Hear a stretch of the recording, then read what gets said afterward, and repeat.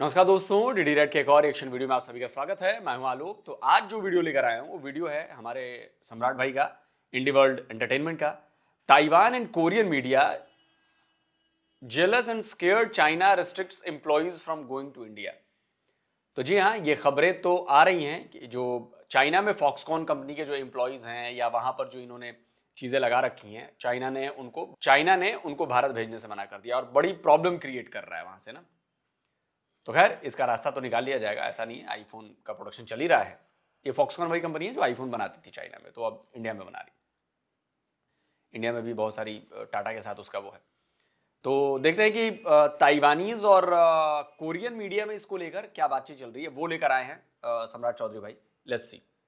हे guys, what's up. तो स्वागत है आपका एक नए वीडियो में। मैं हूं सम्राट चौधरी और आप देख रहे हैं मेरे चैनल इंडी वर्ल्ड एंटरटेनमेंट को। तो आजकल एक अलग ही ट्रेंड चला है। वैसे तो इंडिया जो कुछ कॉलोनियलिस्ट जिनका कॉलोनियल हैंगओवर अभी तक गया नहीं है दिमाग से, ये हमेशा कोई ना कोई नया हुजूर, नया आका ढूंढते रहते हैं तलवे चाटने के लिए।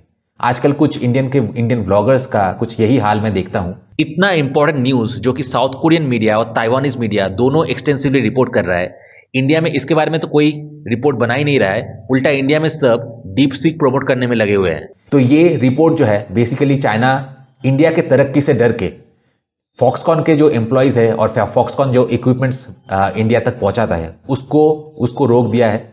और ये ताइवान के लिए भी एक बहुत बेइज्जती वाली ही बात है, क्योंकि ये होते कौन है चाइना वाला, ये सेमीकंडक्टर्स, ये फॉक्सकॉन ताइवानीज कंपनी है। जस्ट बिकॉज उनका एक दो सेंटर्स है वहां चाइना पे, तो वो चाइना वहां पे पूरे तरीके से कंट्रोल कर रहा है उसको। और इंडिया में खास करके जो एंट्री है उनकी बैन कर दिया है। पहले साउथ कोरिया का एक छोटा सा रिपोर्ट जो है इसके बारे में, इसी न्यूज के बारे में, वो आपको देखने को मिलेगा। नेक्स्ट जो है ताइवान से रिपोर्टिंग होगा। तो चलिए आज का वीडियो शुरू करते हैं। मेरे नॉर्थ ईस्ट बेस्ड फिल्म और म्यूजिकल प्रोजेक्ट्स के लिए मुझे एक इन्वेस्टर और पार्टनर चाहिए। डिटेल्स के लिए आप मुझे कांटेक्ट कर सकते हैं इस नंबर पे, और साथ ही आपको डिस्क्रिप्शन बॉक्स में 2 वीडियोस के लिंक्स मिलेंगे, उससे भी आपको कई सारी डिटेल्स मिलेंगे।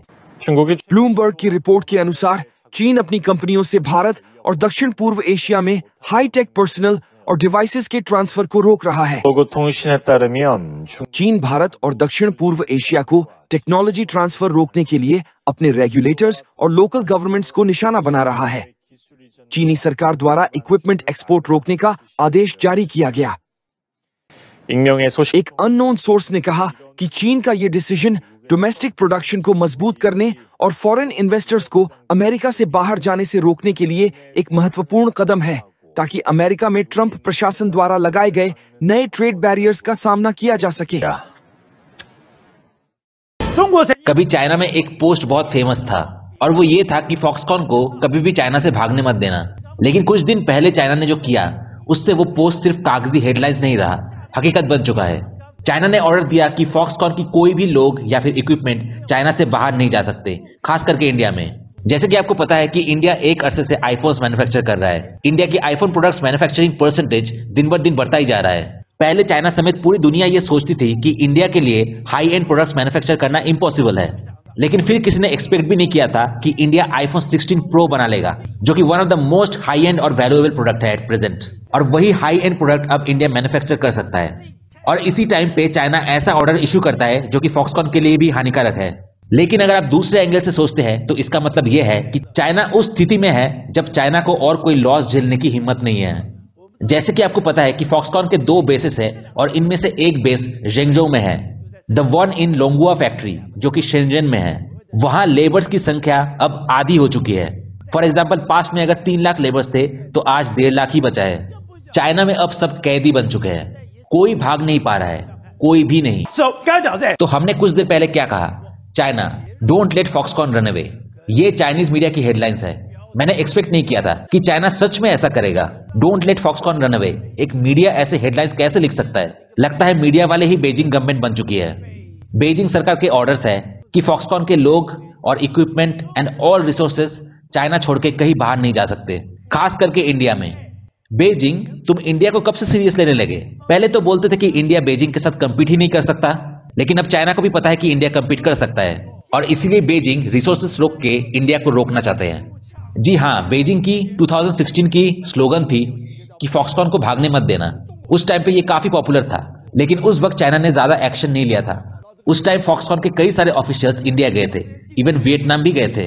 लेकिन अचानक अब चीन ऐसे बचकानी हरकत कर रहा है, हाथ उठा के धमकी दे रहा है कि आज से फॉक्सकॉन के जो भी चाइनीज एम्प्लॉइज है, all the personal in China and all the machines in China कुछ भी इंडिया में शिफ्ट नहीं हो सकते हैं। चाइना ने फॉक्सकॉन को लिटरली एक होस्टेज जैसा बना दिया है। जी हाँ, और चाइना की ये घटिया हरकतें क्या बयां करता है मैं बताता हूं। क्योंकि जिनपिंग ने तुम्हें बंदी बना लिया है, इसका हमारे इकोनॉमी पे बहुत गहरा इफेक्ट पड़ेगा।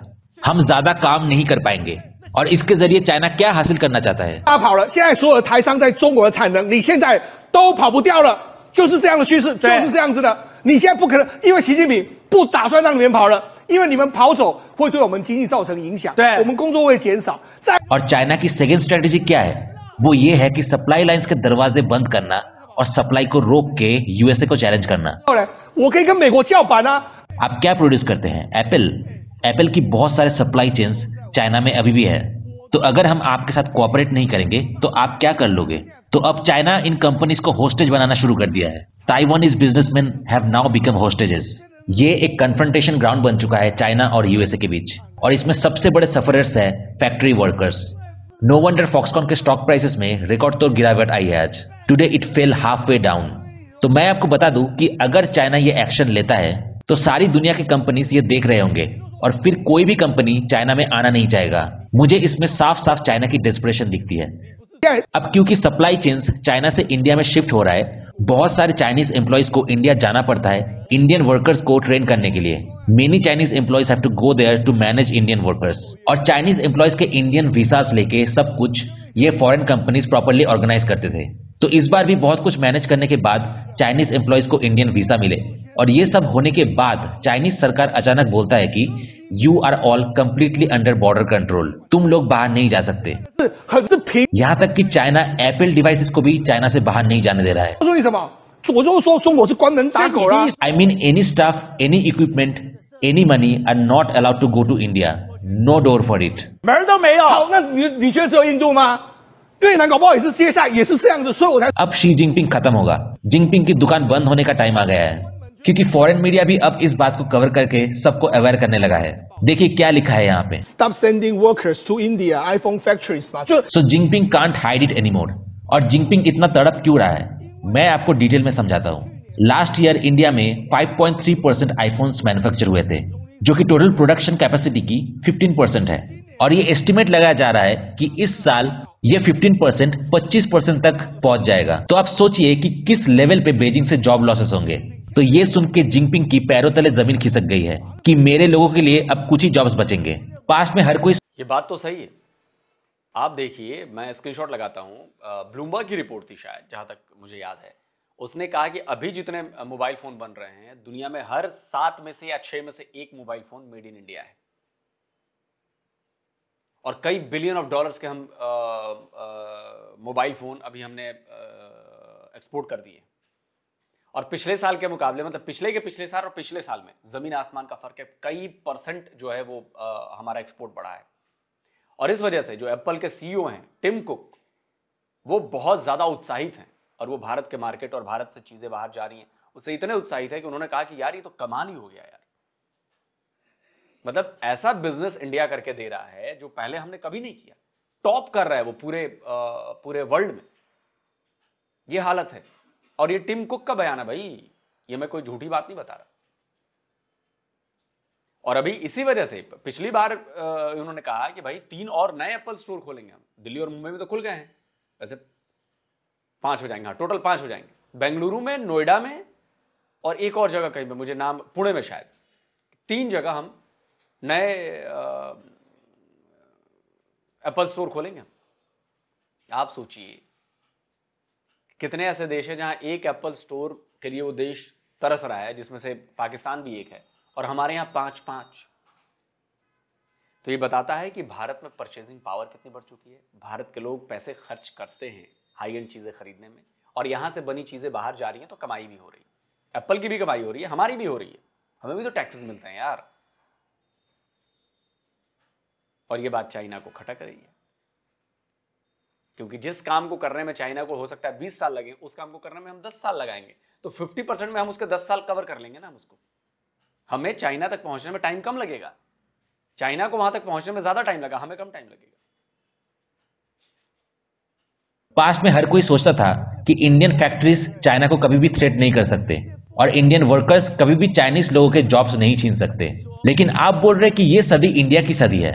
जी हाँ, और ये सच में चाइना को डरा रहा है। पहले Xi Jinping and Chinese government on the whole कभी भी इंडिया को सीरियसली नहीं लेते थे, लेकिन अब उन्हें समझ में आ रहा है कि वो गलत थे। उनको कोई आइडिया नहीं था that India can be so fast. Unexpected results, iPhone production up to 25% production capacity, और 25% भी इसलिए क्योंकि चाइनीज वर्कर्स अपनी ट्रेनिंग इंडियन वर्कर्स को बहुत धीरे धीरे पास कर रहा है। 那当然会对中国形成非常大的压力呀。好，那刚才讲到的， So you can now understand that why Chinese can't stand it anymore.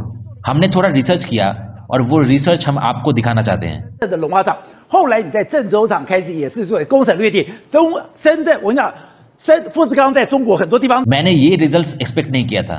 अब मैं शेंजन में हूँ। पहले 3 लाख लोग यहाँ पे काम करते थे, अब 1.5 लाख ही बचे हैं। कहा जा रहा है कि नियर फ्यूचर में सिर्फ 1 लाख ही रहेंगे। जेंगजू फैक्ट्री में सिर्फ 60,000 से 70,000 लोग ही बचे हैं। The maximum peak is up to 3.5 lakh only. Huizhou plant की तो हालत खराब है, यहाँ पे सिर्फ 20,000 लोग ही बचे हैं। इसके अलावा ताइयुआन फैक्ट्री में भी 20% एम्प्लॉयज की कटौती हुई है। तो आप चाइना की इन हाई टिकट एरियाज की हाल क्या है वो समझ सकते हैं। फॉक्सकॉन आज नहीं तो कल चाइना से भागेगा ही। That's right. 在中美之间 by the way, China आजकल अपने इलेक्ट्रिक कार्स और अपने सेल्फ ड्रिवन कार्स को बहुत प्रमोट कर रहा है। दुनिया में इससे बड़ा टाइम बम कोई नहीं है, और I should say car bomb, और वो भी जो कोई और ही कंट्रोल कर रहा है। तो ये सब फैंसी आइटम्स चाइना में ही लोकलाइज रहेगा। ये सब कार्स कोई नहीं खरीदेगा, खास करके अमेरिका के लिए खरीदना तो ये इम्पॉसिबल है। अगर मैं इससे वॉशिंगटन पहुंचने के लिए 2 दिन तक ड्राइव करूं तो ये गर्म होकर ब्लास्ट कर जाएगा। तो ये सब चाइना के लोकल सड़कों में शॉर्ट ट्रिप्स तक ही सीमित रहेंगे। 不卖我 EUV 没关系，我自己研发。 अच्छा, कमेंट की एनालिसिस हो उसके पहले मैं बता दूं कि देखिए, ये बात तो है, अभी चाइना और भारत के बीच में गैप ज़्यादा है, लेकिन इस गैप को भरने में टाइम कम लगेगा अगर हम सही तरीके से चलें तो। पहली बात। दूसरी बात कि बताइए, इतनी डिटेल रिपोर्ट ये ताइवानीज और कोरियन मीडिया दिखा रही हैं, इंडियन मीडिया में तो खबरें ही नहीं आई। ये बात सही है, इंडियन मीडिया में इस पर खबरें आनी चाहिए, लेकिन नहीं आई। तो कहीं ना कहीं इसके पीछे कुछ ना कुछ तो दिखता है। तीसरी चीज़, मुझे याद है, मैं स्क्रीनशॉट लगा देता हूँ, फॉक्सकॉन में जो चाइना में कंपनी है तो ऐसे ही ताइवानी कंपनी, लेकिन भाई चाइना में है तो चाइनीज चला रहे हैं। वहाँ पर बहुत ज़्यादा दिक्कतें थी। वहाँ पर कई एम्प्लॉयज़ की अपनी जान देने की खबरें तक आई। उनको जानवरों की तरह रखा जाता है, उनसे काम के घंटे 24-24 घंटे में 24 घंटे काम कराया जाता है। वहाँ पर लोग मेंटल ब्रेक के शिकार हो रहे हैं। आप समझ रहे हैं? फॉक्सकॉन में ऐसा कहा गया कि भाई अमानवीय हालत है काम करने की। तो बड़े आरोप लगे, कई जांच में पता चली, कई चीज़ें खबरें आई, तो उसकी वजह से भी चाइना का नाम खराब हुआ। हालांकि अब देखते हैं कि कब तक रोक पाते हैं फॉक्सकॉन को वहाँ पे चाइनीज़, और कब तक बंधक बना के रखते हैं। कमेंट में देखते हैं भाई कि कमेंट में जो है वो क्या चल रहा है। तो सबसे पहले यांग एयरलांग ने लिखा है कि यही होता है जब एक डिक्टेटरशिप को हारने का डर सता रहा हो। It can kill A company without leaving any parts of it. क्या ताइवानीज लोगों ने फ्यूचर के बारे में नहीं सोचा? हम हांगकांग के लोग आज भी पछताते हैं। उसके बाद वन स्टॉप ने लिखा है कि अगर ताइवानीज बिजनेसमैन चाइनीज वर्कर्स को ट्रेन कर सकते हैं तो इंडियन वर्कर्स को क्यों नहीं? After all Indians are very strong in mathematical logic. उसके बाद सिली BXI ने लिखा है कि investing in China never ends well. उसके बाद एंजन वैंग ने लिखा है कि एक तरफ चाइना आईफोन मैन्युफैक्चर कर रहा है और दूसरी तरफ चाइनीज गवर्नमेंट अपने देशों के लोगों को आईफोन खरीदने से मना कर रहे थे। सो of course iPhone will leave from China.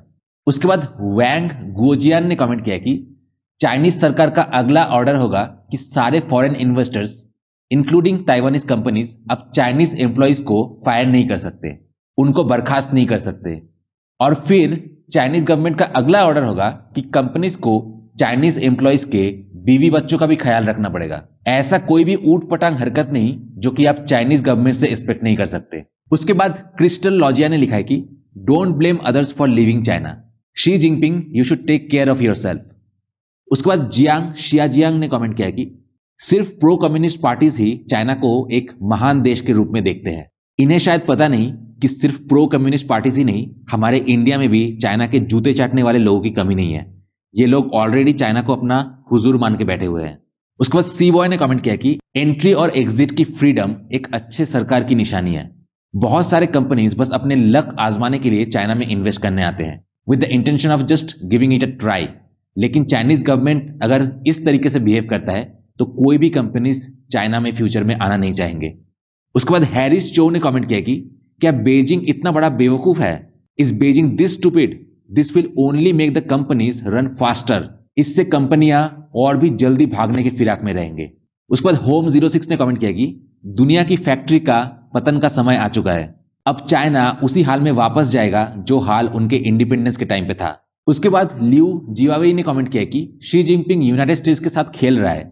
अगर यूएसए सारे हाई एंड 7 नैनोमीटर्स के नीचे वाले चिप्स चाइना को भेजना बंद कर दे, चाइना में घुसना बंद कर दे, तो उसके बाद कौन अनलकी होगा?